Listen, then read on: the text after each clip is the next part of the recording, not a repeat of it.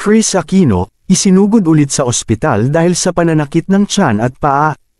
Isang malungkot na balita ang sumalubong sa mga fans ng Queen of All Media na si Kris Aquino dahil may panibagong update na naman sa sakit nito. Matatandaang hindi na naging maganda ang kalusugan ni Kris Aquino simula nang kinausap ito ni Boy Abunda sa kanyang talk show. Inamin ni Kris Aquino na mayroon siyang 6 months to make things right at subukan ng mga gamot na kanyang bibilhin. Kahapon nga ay nagkaroon ng allergic reaction si Kris Aquino sa isang panibagong gamot na kanyang ininom at hindi naging maganda ang kinahinatnan nito. Ito kasi ay nagdulot ng pananakit ng kanyang tiyan at mayroon mga red bumps na lumabas sa kanyang katawan. Alam naman kasi natin na inamin ni Kris Aquino na ang dahilan ng sobrang mahaba at mahirap na gamutan niya ay dahil sa allergic siya sa mga pangkaraniwang gamot na ginagamit natin.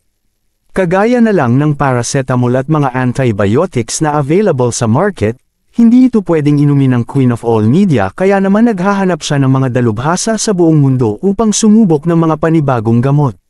Diagnosed si Kris Aquino ng autoimmune disease at may bagong sakit na naman ito na lupus.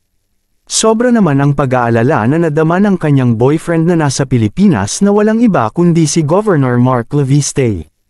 Ito kasi ang nagsisilbing bantay niya ngayon dito sa Pilipinas lalo na't nandito ang kanyang panganay na anak na si Josh. Ayon dito, sobrang nakakalungkot ang mga pangyayari but she is stable at the moment. I always pray for her healing at hindi siya mawawala sa atin in God's grace. I ask for your time and pray for Kris Aquino and sana malampasan niya ang matinding pagsubok na ito sa kanyang buhay. Hindi ito magiging madali ngunit sa tulong ng panalangin ay alam kong makakamtan natin ang healing at peace.